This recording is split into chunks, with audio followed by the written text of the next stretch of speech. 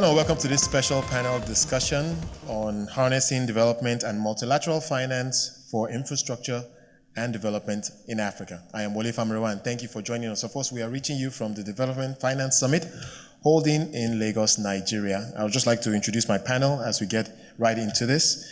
Ade Adebajo is the head of Sub-Saharan Africa at UBS. We also have Solomon Asamoah, CEO of the Ghana Infrastructure Investment Fund. Jumoke Oduwole is the Senior Special Advisor to the President of Nigeria on Trade and Investment. Sanjeev Gupta is an Executive Director at the Africa Finance Corporation.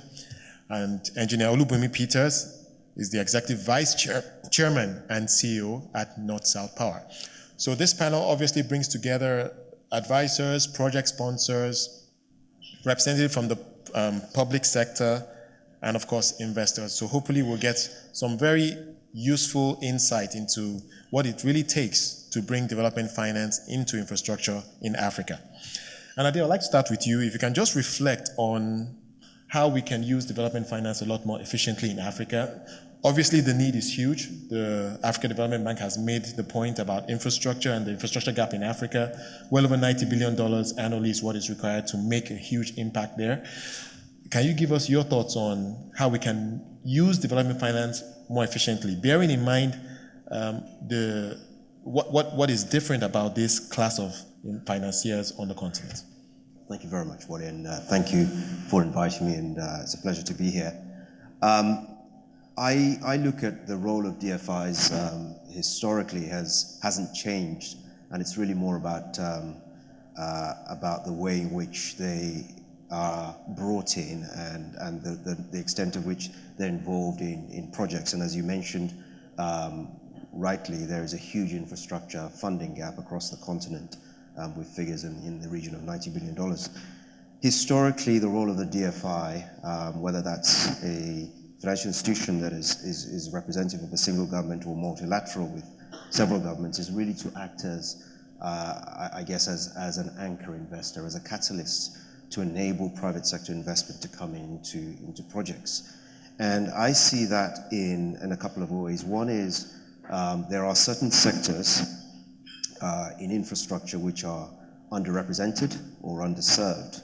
And those are sectors where perhaps traditionally the internal rates of returns have been low and have not been as attractive for commercial or private sector institutions to invest in.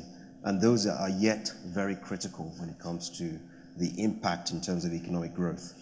Those sectors, for instance, would include the likes of health, education, water, sanitation.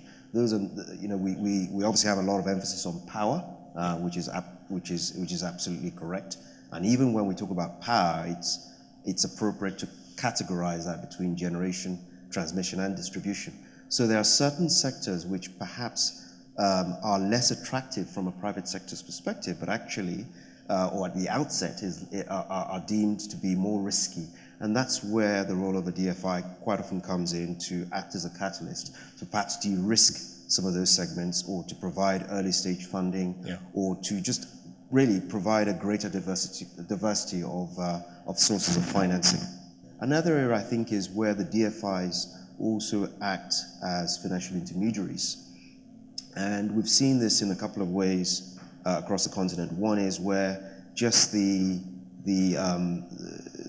ability, again, to act as a catalyst and to act as a cornerstone investor means that they can actually enable other institutions to co-finance, to be a part of syndicates. Perhaps they can leverage their status. So when you look at the likes of the IFC, they enjoy preferred creditor status, which again enables others to benefit and leverage from that. But I think another way where we've seen a lot of this, the involvement, and where we've been involved at UBS is also where DFIs are acting as investors through funds, through either private equity funds or credit funds. And in some of those instances, I think probably at least half of the funds across the continent, you would see that impact. Right. I'll also come back to you to hear more about how we can use development finance a lot more. But Solomon, you've obviously participated in a DFI in your career, and you're now on the investor side. help us appreciate the impact that a DFI can make. And when I think about the impact, very often I think of the power of DFIs to co-invest with other investors. But beyond that, your thoughts about the efficiency that we can really bring out of development finance. Sure, thank you, Wole.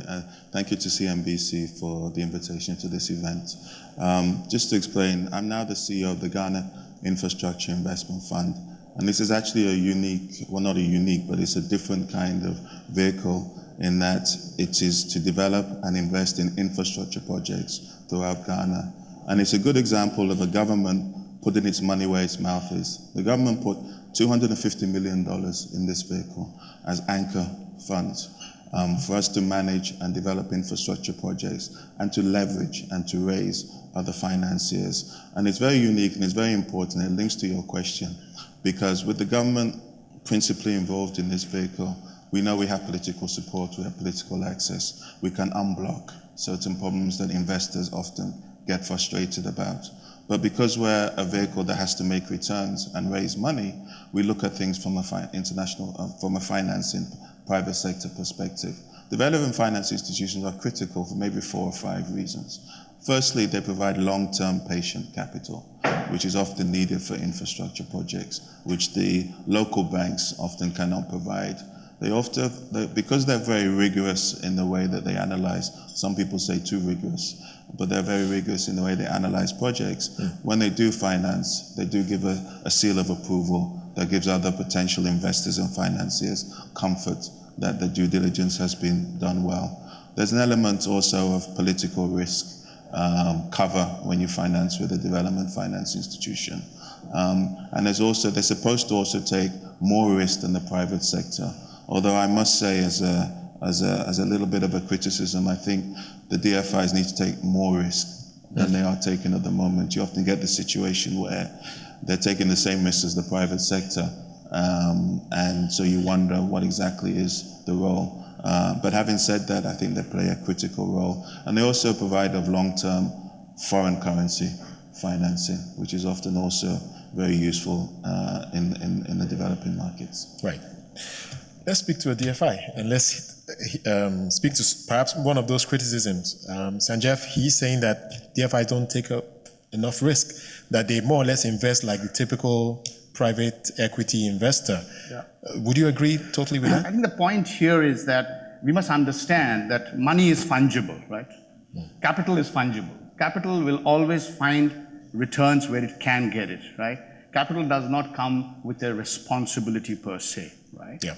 Now, as a DFI, of course, when we go and raise capital, be it from the governments or be it from other DFIs or be it from the capital markets, which is where most of our funding comes from, we have an obligation to be able to provide decent returns, right? So I don't think the debate should be around whether we should be providing subsidized funding, but I do accept Solomon's point that we should be able to, as DFI, do 3 or 4 things well. One is pricing. We should be, because typically we have better credit ratings, we have access to better financing, and therefore we should be able to bring down the pricing on projects. Second is tenor, right? I think, Solomon, your point, that clearly commercial banks cannot do the sort of tenors that infrastructure projects need or require, and DFIs can and should play a role. Another aspect which I'm happy to elaborate later is, as AFC we are doing, nothing unique about it, every other DFI has probably done it in the past, is around credit enhancements, providing guarantees, providing enhancements at the project level, which allows private sector capital to come in. So I think from a pure financial modeling point of view, the support DFIs can give is perhaps in those areas with an added dimension, and the added dimension is that we are, because we are built in a certain way with a certain constitution backing us, we should be able to take much more of the early stage risk, the early stage greenfield construction stroke development risk. And if we can do those 3, 4 things together, I think the development aspect of our development financing will probably have a real sort of substance to it. I'll ask a question later about what are you looking for that would really catalyze a lot more investment and that early stage risk. But let's speak to a project sponsor here. Engineer Peters, North South Power is is managing one of the largest and perhaps the most sophisticated hydro plants in Nigeria. Can you speak to your experience in terms of funding your development and your investments in infrastructure, and how you think development finance can play a role? Essentially, let me quickly say, first of all, I want to agree with him on the fact that the DFIs need to do a lot and take a little more risk to reduce pricing in the African setting.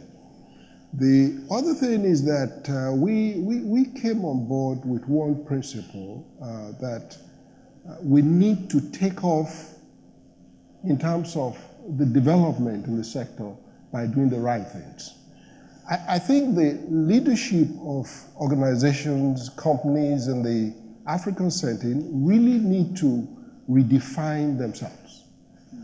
For you, are you speaking about political leadership now? No. I'm talking of in industries. Right. And, need to redefine themselves. We started with the principle of making sure that our books are open, we have quality management, good due process in most things, and making sure that,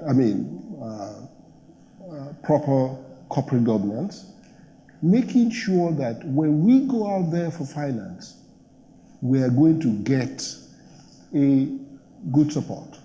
The second thing you need to do within the African setting is to start looking inwards. We have all along look outside of the shores of Africa to find funds. And you could see what was said by the additional. The president of the FDB. They're willing to do so much, but how do they do it if we're not set to receive it? So I think we need to redefine a lot of organizations in Africa, and I think we need to start doing it right and reduce the appetite for other things that are not going to encourage DFIs to invest. Right. Well, let's speak to what you're doing at North-South Power. Yeah. So obviously you are managing a hydro plant, and I do know that you have plans to invest in a very grand solar project. Many would say that some of these projects are risky. What do you say to the investors that you require to support you in developing these projects? I'm beginning to think that investors will look for me because of that principle of doing, managing a proper organization. I call the organization we run, I say it's the 501, Fortune 501 company. That is, we want to make it, we may not fall in the Fortune 500, but that one should be what we do. That is to say that, let me talk about the solar project we're going after. The solar project, from day one, we commenced the development plan for it. We commenced it with the hope that, well, even when we knew that Nigeria was not fully ready, how do you get your money paid? We were ready with the development plans, and we're saying we're waiting for the time to be right. There has to be, the time will be right when you know that people are ready to pay for the infrastructure you're developing, and the DFIs will be glad to take it on. So, while you say it's risky, we see it as prospecting for Africa. And in doing so, we're ready to be prepared so that when the fruits are ripe, we'll be the first to catch. We'll hear more about your project as we move along, but I'd like to bring Dr. Wole into the conversation here. And policy making obviously is needed to catalyze investment, any type of investment, including development finance. And we know that Nigeria's government has made some deliberate efforts to improve the business environment. Help us speak to how you're looking to attract not just development finance, but other types of foreign and local direct investments. Okay, thank you, Wole, and thank you for the invitation, CNBC. I'd like to particularly recognize the presence of the CMA chair and founder, Mr. Wahi. I think it sends a very powerful signal. You're being here in presence today, in person. First of all, I think I shouldn't pass the buck. There have been a couple of things said, and I'd like to flip the coin a little bit and say, indeed, we do need the traditional DFIs We do need the partial guarantees. We do need all the traditional ways of de-risking projects. But a lot of perception, negative perception about projects on the continent, I wouldn't say necessarily unfair in a lot of ways, but I think there's a perception problem that needs to be addressed, and no better place than starting with governments. So making sure that your regulations, your regulatory framework, your legislations, making sure that the projects, the contractual nature of the project is properly handled.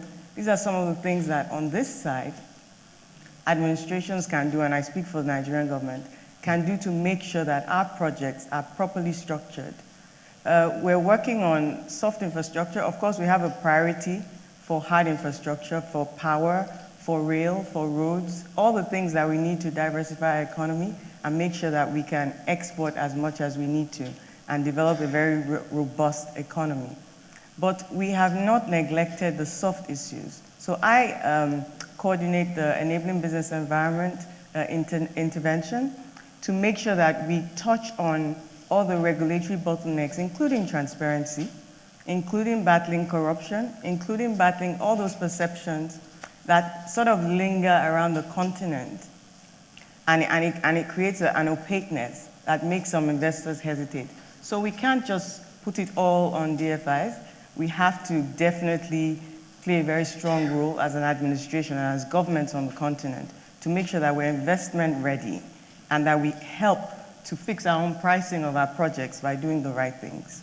Solomon, the Ghana Infrastructure Investment Fund obviously is supported by the Ghanaian government itself. So can you just speak to where the public sector programs meet the investment flows? Sure. One of the areas which I get frustrated about a lot, and I like to speak frankly about this, is the length of time it takes to close an infrastructure project, particularly in Africa. And it's a cause of huge frustrations. There's lots of analysis as to why this tends to happen, but I think we have to find a way to shorten that gap. And the reason why I mention this in the context of your question is because the public sector has or the political cycle has a definite time. If you're talking about introducing private sector and having PPP projects, which everybody talks about, if it takes 18 months, 2 years to actually complete a process to attract, to bid for a concession, then you're talking about halfway through the term of a government and still nothing to show for it. What tends to happen is then the governments then tend to lose patience. They need something done. They end up maybe canceling the process and then going into a negotiated bid. Those bids often don't come out as well, and we're back to square one. The templates or the structures that we need to do need to be a lot more standardized so that each time it doesn't feel like we're reinventing, this is the first time we're doing a power project. No, it's not anymore. This is like the 10th time now, so maybe we can standardize and move faster. I think when we start to shorten the time frame without sacrificing quality, we'll get a lot more buy-in, a lot more activity, and success breeds success, and we'll have a lot more transactions closed. Right. Adi, looking at the sub-Saharan African subcontinent, can you speak to the big wins, the areas where you've seen progress, and that we can perhaps learn from in terms of how policymaking is helping to facilitate infrastructure projects on the continent? A very important aspect with the infrastructure is the recognition that the revenue streams are often either predominantly or partially local currency denominated. And a phenomenon that has occurred in the past where all these projects were financed cross-border, from in fact, effectively from development financial institutions outside of the continent. And it's horses for courses, but there are times where actually it's crying out really for a local currency funding solution. So an example, in Kenya a few years back, we were involved in a financing for KenGen, which is the generating company in Kenya, through essentially local currency funding in the capital markets, which is a 12-year capital market instrument in Kenyan shillings. And that enabled them, therefore, to be able to pass on, or not pass on hard currency to the consumers, but ensure that the tariffs would remain cost competitive in local currency. So I think it really comes back to A, risk sharing in the appropriate way, and B, being creative and being innovative in terms of how funding solutions are addressed. So Jeff, the AFC obviously invests across the continent. Can you speak to your experience in terms of where you've seen policy making support the type of investments you're making? Yeah, I mean, I suppose the golden rule when it comes to developing and investing in infrastructure in any environment is the fact that government plays a very big role. I mean, there's no running away from that, right?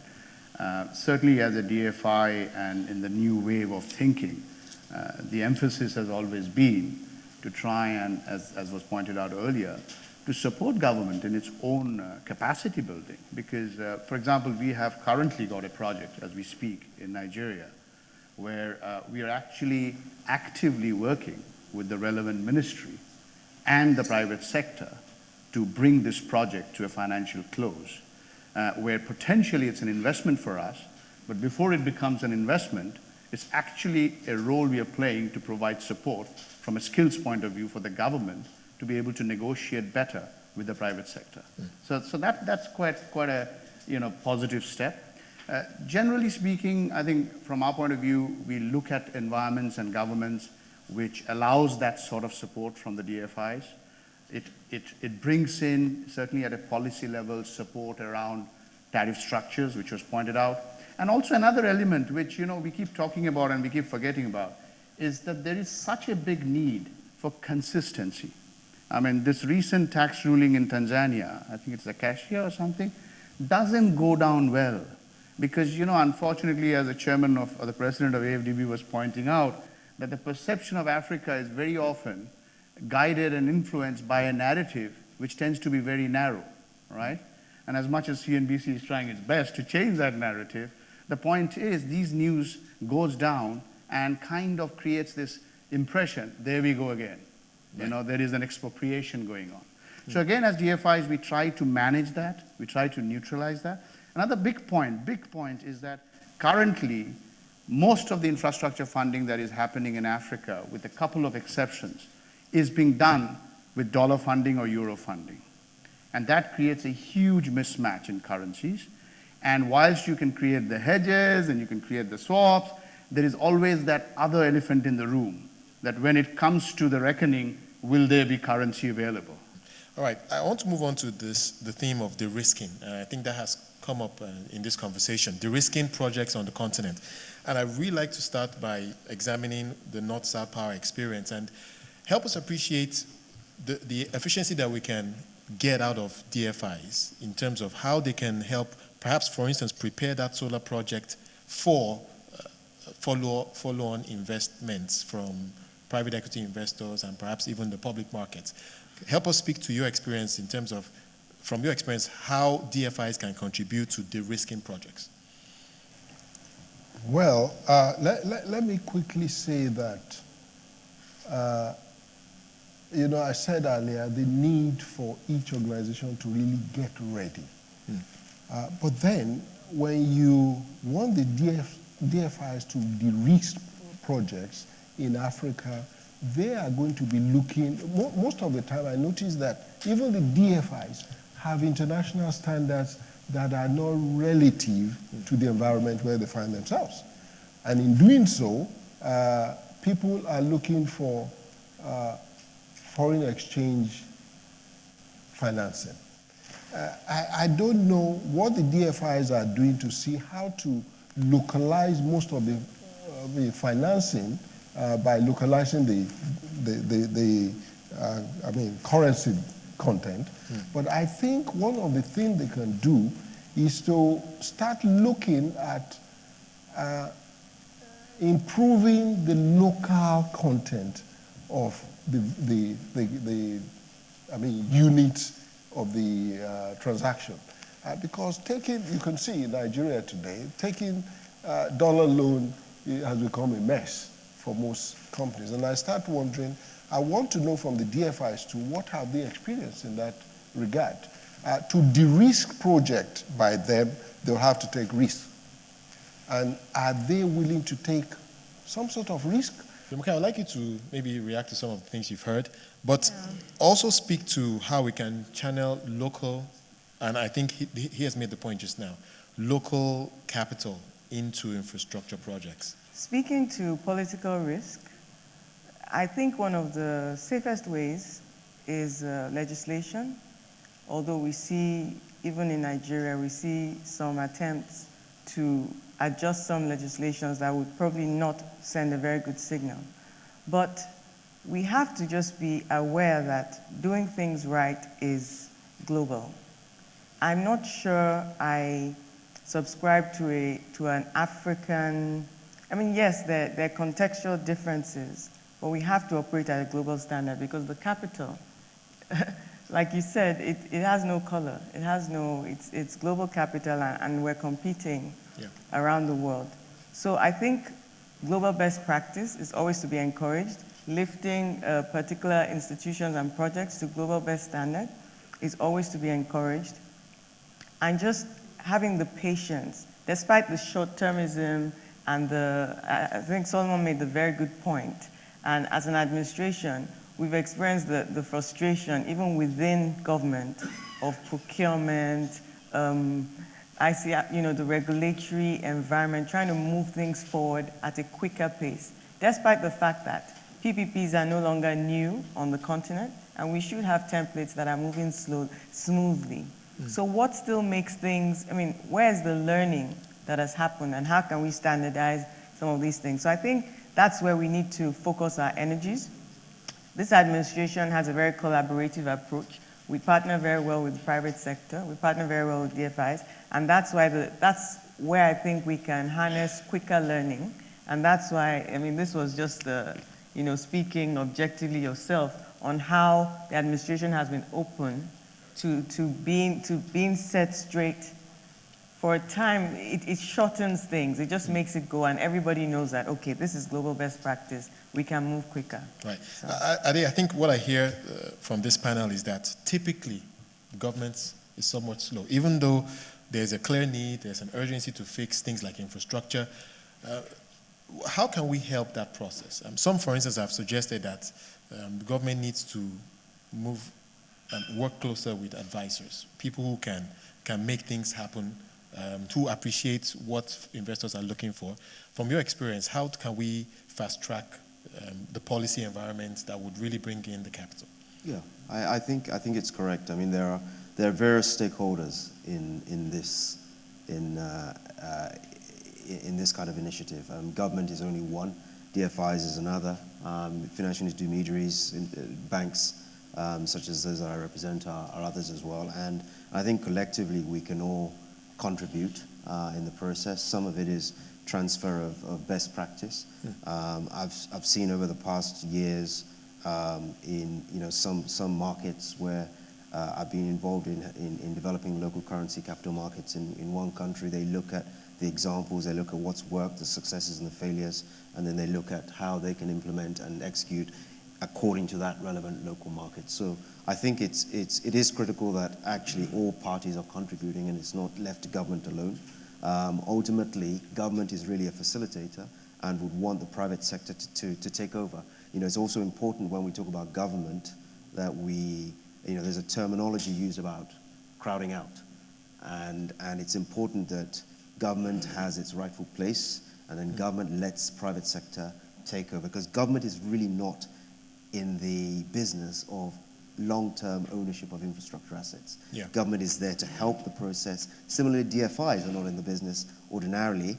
They might take equity positions, but they have an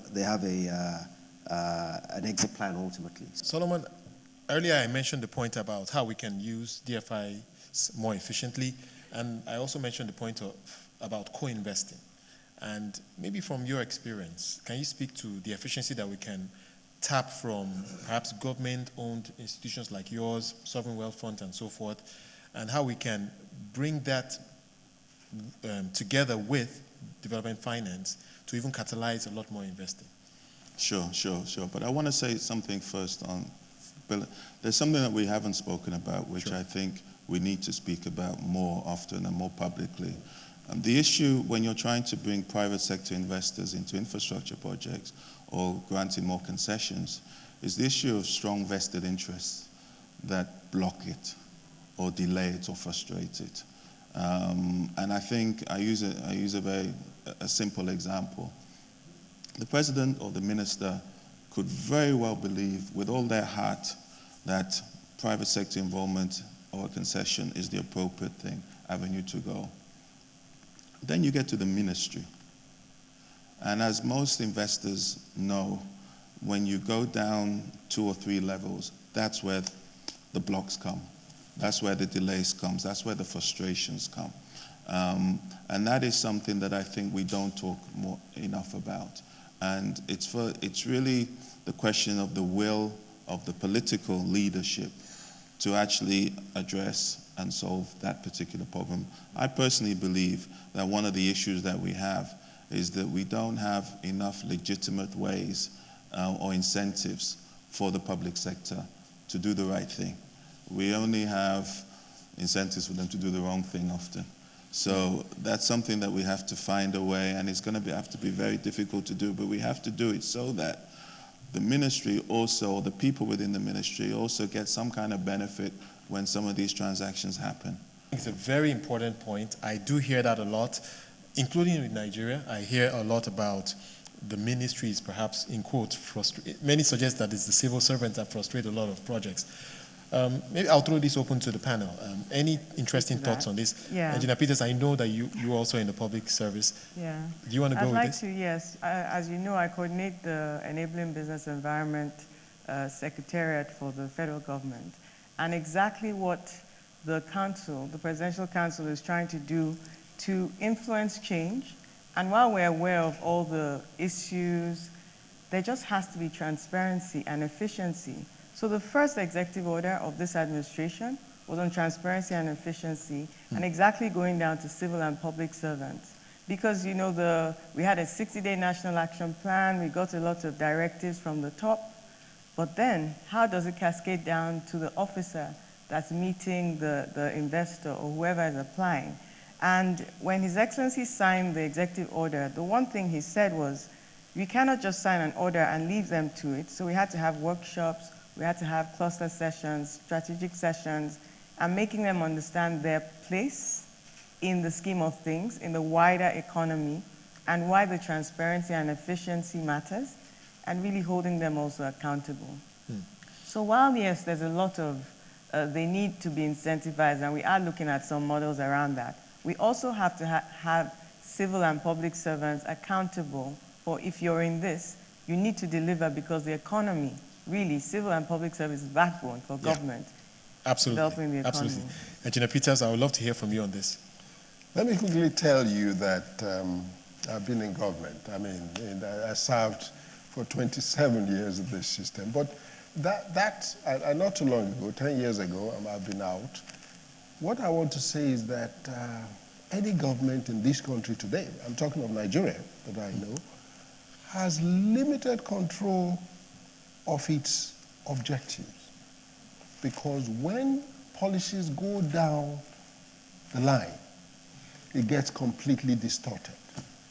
The ministers has an objective, you can't get it, because it's either that we need to train the civil servants to become more. When I was in service, they called me entrepreneurial civil servant. And here I am today. I mean, this is what brought me here. Because I give service. Yeah, I give service. I wasn't shy about giving service. But the civil servants that we have in this country needs to go back to the 1960 mentality to realize that they we need to clean them up. They need to believe that development is their food. May I just make a couple of points? I mean, I obviously relate to the frustration and the delays that very often get created.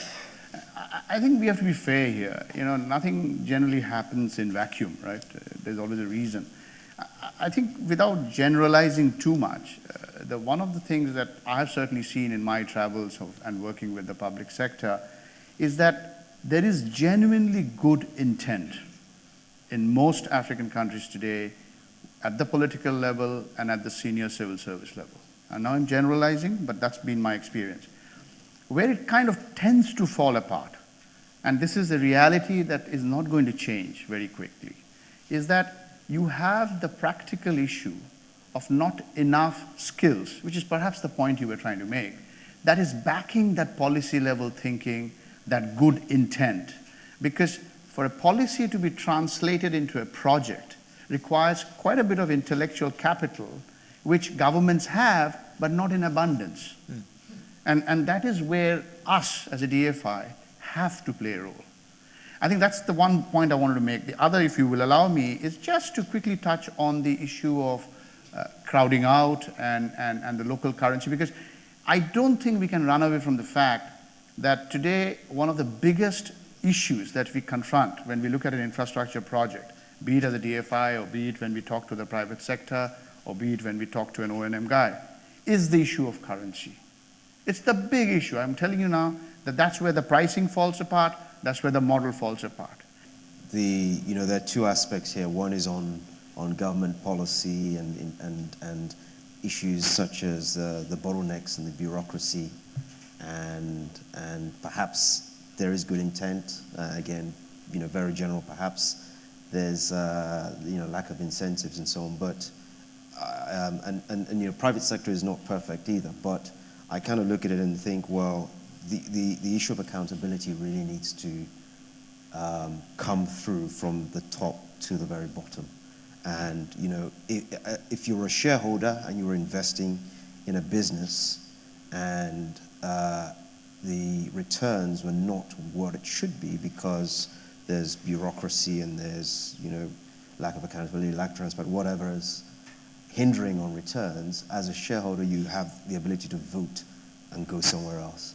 And to some extent that issue that perhaps Engineer Peters was referring to earlier on as well has to be imbibed right from the very top to the bottom. I want you to still address the point around co-investing and how we can bring a lot more efficiency out of DFIs and funds locally. But I know you also wanted to follow up on some of the points. Yes, I wanted to know if I'm allowed to disagree with my panelists. Absolutely. To make it more interesting. So let me slightly... It takes two views to make a market. Let me slightly disagree with my friend Sanjeev. The skills deficit in ministries is an issue, but it's not the issue, I don't think.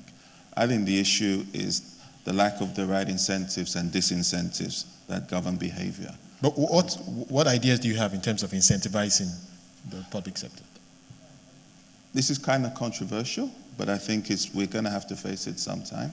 What is the big incentive that we all have? It's to make money, it's financial. So if you can bring some elements of financial compensation for successful behavior, you will encourage it. Similarly, if people behave badly and there's no accountability, you will encourage it. So my view is that we need to go towards a more performance-based elements in the public sector. Let me ask Dr. Olu. I'll come back to you, but she did mention about the reforms that are going on in the public sector. Would there be an incentive, financial incentive plan as part of that as well? It's not an either or, it's got to be both. And so we've been looking at some models that I cannot discuss yet, but we are definitely looking at some ways to make sure that some very sort of more notorious, just to try and change behaviors of specific MDAs, but in a very practical way, we're working with ministries, departments, and agencies, not leaving them without skills. So we're actually having, in fact, one of the reasons I'm in Lagos is that tomorrow I'll be at 2 different agencies with my team, going through, they have to have service level agreements, standard operational procedures, their websites need to be up to date, which is the cost, the documentation required, the processes, who is responsible, their service level delivery, your phone lines need to be picked up, that basic level of diffusing the tension that people that interface with government officials feel. So it's very rudimentary, it's very hands-on, and there will be consequences. 2 days ago, Customs reiterated the fact that there are only 2 official checkpoints along the axis to Seme border. This is a very notorious border. These are practical Nigerian examples. It started trending on social media immediately because it's a gateway to West Africa and a lot of informal trade, a lot of smuggling, and a lot of rent-seeking opportunities, like about 60 checkpoints, all unofficial. And so trying to change that behavior from top down is really what it takes. It's not a sprint, it's a marathon. And some of you that know about the intervention and have been following what we've been doing the last 8 months know that there's a lot happening. I don't want to make it too Nigeria focused, but this is what it takes. It's granular work. Right. It's your time, Sanjeev. I think it was Warren Buffett who said that if you want me to tell you how a management will behave, tell me how they're paid, right? So I think that's a given point. And I think, Solomon, we are not in disagreement because we are great men and great men think alike, right? Somebody might say fools seldom differ, but that's a different issue. I think there is no running away from the fact that there is a skill deficit, and that we all agree. What Solomon was trying to say is how do we solve it? And obviously incentives, training, a better environment, those are all the ways you can do it. Because I think the point you made, that across the world that I know of India and Asia and Africa, I think overall, the quality of the civil service has deteriorated over the generations.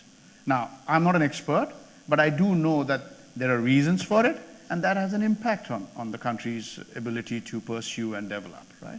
And it's not going to be solved in a half an hour discussion because it's such a big and involved topic. Right? There's been a few cases of countries that have really reformed their business climate, and there's a clear model. Yeah. There has to be political will from the top. So this reform initiative is from the presidency. It has to be collaborative. So you have to move across governments.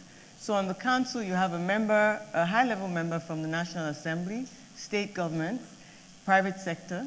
Then you have to work with the MDAs themselves to come up with the solutions together. So my team has a lot of private sector embeds because we work on the reforms with private sector, a lot of stakeholder engagement. So going very practically now to explain how the reforms work, you're right, if you ask just civil servants and anybody really, reform yourself is a very tough thing to do. Absolutely. You really work to the answer that's suitable for you and nobody wants to change. Yeah. So it has to be very 360. Absolutely. And the key is collaboration and political will. Yeah. It's hard work, there's no running away from it. As we begin to round up, Ade, if you can just speak to how we can unlock that dry powder, those funds that we know are out there that can come into Africa in 30 seconds. Yeah, I think it's a combination of the comments that have been made, in terms of policy reform where it's appropriate, and in terms of really appropriate partnerships, both private sector and public sector. All right. So Jeff, final word on that? A quick comment. I think the supreme irony of Africa's infrastructure challenge is that the amount of money that's required to solve the problem is a multiple of what is currently available. But what is currently available is a multiple of what it can absorb, if you see where I'm coming from. And the reason for that is what we said, the project development side. And just to quickly remind the audience and you as well, that there is an initiative on the way among the DFIs to try and harmonize and create certain rules and regulations and consistencies around which project development can happen, which can then double up along with, I think, what Solomon's suggestion was, which was to say, how can DFIs actually share their experiences, accept each other's processes, so that the whole process can be a little more efficient. We'd like to throw this open now to the audience. If you do have comments and questions concerning what has been shared today, please signify by raising your hand. We have two hands back there. I was hoping to hear some sort of solutions. The challenge in Africa has been this gap that's been recurrent. Every speaker has talked about it. There's a lot of money out there. We hear about there's so much money out there that's looking for opportunities for investment. There are huge opportunities for investment. Everybody identifies them. Some of them are visible from the air. Gas flaring, we're burning hydrocarbons. Now the gap seems to me to be political on the one side and the big elephant in the room, currency. I mean, Nigeria's a great example. Yesterday I was in the office reading a law report and this was a case was in the Supreme Court in 1990 over a currency transaction. 90 million naira was $122 million in 1984.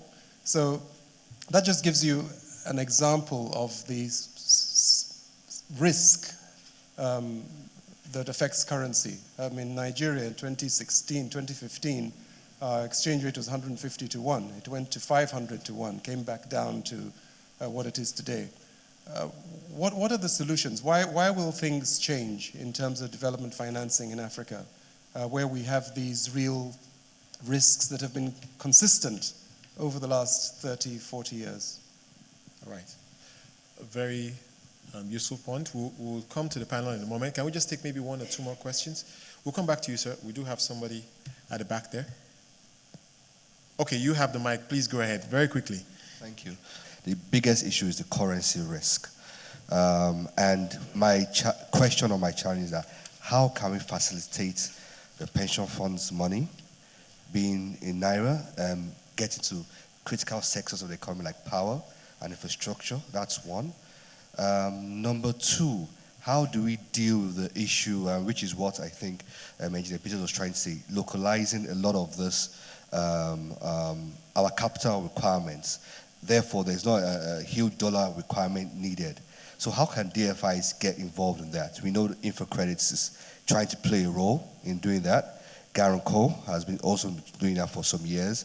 But I would like to see a lot of that happening more, because I think the biggest issue that would face a lot of good companies like ourselves, who will be run properly structured, the revenue system is clear, there may be issues in payment, is the currency risk. Taking dollars, knowing your payments or receivables or your monies are in Naira, what do you do then? Do you take the risk and going long and taking a 15-year instrument in dollars, knowing that the government pays you in Naira, you have no view of what the Naira would be in 10 years or 3 years, 4 years, 5 years. So I think that's a critical question that needs to be addressed. All right. Here. Let's take one more, and then we'll go to the panel to get some reactions. Charles Nyangete, Nigeria Mortgage Refinance Company. We straddle the public and the private sector, and we connect the market to mortgages, capital market, that is. In the panel, I heard a lot about solutions being proposed, which were there to be applied. They'll be applied in silos, retaining the fragmented nature of the market, the ticket infrastructure market that we have. I would like to hear more about how we can integrate those solutions to consolidate and allow us to have something that cuts across. If you're talking power, you look at, if I can illustrate, you look at how does that power affect the real estate sector, the housing sector. If you're talking about water infrastructure, how does it make a difference to housing infrastructure? If you're talking about roads, how does it make a difference? So the silo approach would just look at the project as a standalone, yet it has those impacts. I actually had a panelist mention real estate almost in a negative context about the pension funds investing in real estate. I believe those investments create a very important aspect of infrastructure for the real estate and for the housing sector. We need to begin to bring them in a consolidated manner so that we can drive an integrated industry. We at NMRC, that's our approach. We're looking at the value chain and looking at the bulk infrastructure that is required to drive the housing market. Let me further illustrate. Okay. $364 billion is required to meet Nigeria's housing needs. This is the Center for Affordable Housing in Finance in Africa is stating that. Of that, about 100 billion should be the bulk infrastructure to support housing. So we need to move away from the silo-based approach to the solutions to an integrated approach to the solutions. It was a point that was made by the panel and certainly by me that the big issue with most projects that we have to grapple with and keep grappling with is the currency. And I think two of the questions were related to that. Yes, absolutely. I think the point I'll make is that, before we get too hung up on this issue, which is an issue in its own right, we must understand that change is gradual, right? Change takes time. I mean, as recent as 20 years back, we were talking of a different set of problems when it came to infrastructure investing. We were talking about macroeconomic stability. We were talking about lack of funding. We were talking about no PPP frameworks being in place. We were talking about no local quality promoters to be working with available. Now, actually, we are in a good space, therefore, that a lot of those boxes can actually be ticked and ticked quite easily. And as Solomon said, we now have funding. Now we are saying, okay, now that we have funding, how do we deal with the currency problem, right? So I just want to put things in perspective, that there has been progress in many, many ways. Just quickly dealing with the currency issue in its own right, there is no quick solution, right? The fact is that today the savings rate in Africa is not going to be able to fund long-term infrastructure projects in Africa. It's just a fact. The fiscal situation of governments in Africa is not going to allow the governments to be able to fund infrastructure. So per force, foreign currency has to be the answer. How we hedge it, how we swap it, how we bring in some of the pension fund through structures are actually initiatives on the way, and you will see examples of that. If we had time, I could easily tell you about some of the case studies in terms of projects we are dealing with. I think there's a hard fact that we need to face, quite frankly, and this issue about currency. What causes a currency to depreciate? It's the macroeconomic environment of the country. So if our countries are not managed well with low inflation and low fiscal deficits, if at all, we're always going to have this problem. And I think it's unrealistic and unfair to expect other institutions other than the government to take that risk on. So I think fundamentally it comes down to the management of the economy of the particular government. And one of the problems that we have in Africa over and over again is that when the good times are around, we don't save, we don't strengthen for the bad times when they come. So we're always at the vagaries of the commodity markets. So I think you read my mind on that point. At the end of the day, I think if we have macro stability, the currency risk wouldn't be as significant. I was going to add something to that. So apart from macro stability, there's also a supply problem. So there's a lot of demand for foreign currency, but I don't think we emphasize enough generating supply. Because if we had enough supply, if there was enough diversification and exports from African countries, and we had supply, then really. So there's always two sides, yeah. Again, to macro policy. It's a virtuous cycle. Right. The vicious cycle has to be turned into a virtuous cycle. Right. Because infrastructure breeds growth, growth breeds better macroeconomy. Right. Yeah. The reverse happens. Does anybody want to take? I was just going to add a couple of things which I think link in with the three questions. I think, firstly, there's increased need for the investors to appreciate different asset classes. So I think it's fair to say that, I think in fact Sanjeev made the comment that, over time we are looking at certain economies where investors were solely focused on maybe one or two asset classes because there just wasn't the supply of alternatives. Now, in a number of countries across, including Nigeria, we have government yield curves which are going out 15, 20 years. So that provides a benchmark. The local capital markets are being developed. And as this happens, what it does is that investors can see greater choice. Yeah. So it's not just one or two different asset classes they can invest in, but they can invest in a variety of asset classes, which might include private equity, which might include infrastructure assets, which would include local currency funding as well. And then I think the other comment about currency risk and currency exposure, I mean, it is important, but actually you can go both ways. You can actually have in situations where the local currency appreciates and you are invested in hard currency at the time. Now, I think there are ways in which infrastructure projects can be structured and financed accordingly so that you mitigate certain risks. Definitely the local currency capital markets is one way. DFIs, typically, at least the international DFIs, have dollar balance sheets, so it's not a natural fit for them, but there are ways in which the DFIs can provide credit enhancement and then enable others to provide the liquidity in local currency. A little bit technical, but there are ways in which this can be done. All right. I have to round this up, but I'm not sure anyone has really tackled the points. All right. Say something about that quickly.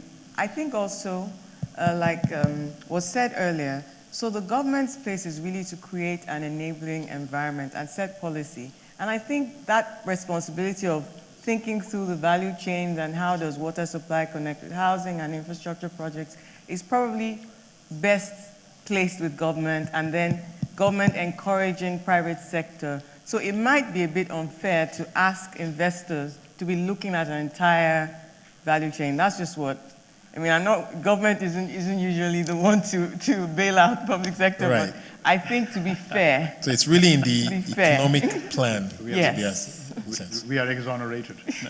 To be fair. Okay, Solomon, you have a point to make? Go ahead. Quickly, just address one of the questions come up in terms of solutions. I think for me, and I've been on a bit of a one-man crusade with the donor community and the World Bank and everything. If they really had to focus their resources and provide subsidized money to try and move things forward, they should focus it on project development. They should focus it on the risky aspects of getting projects to the bankability stage so that this massive amount of capital can be unblocked.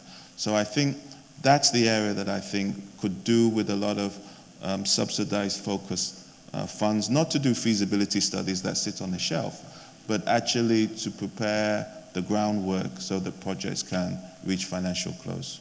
On that note, I'd like to thank my panel, just to highlight those who have been sharing their thoughts on this point. Ade Adebajo, Head of Sub-Saharan Africa at UBS, Solomon Asamoah, the CEO of the Ghana Infrastructure Investment Fund, Jumoke Oduwole, Senior Special Advisor to Nigeria's President on Trade and Investment, Sanjeev Gupta is the Executive Director at the Africa Finance Corporation, and Olubunmi Peters is Executive Vice Chairman of North-South Power. And that ends this conversation on harnessing development and multilateral finance for infrastructure development. Thank you.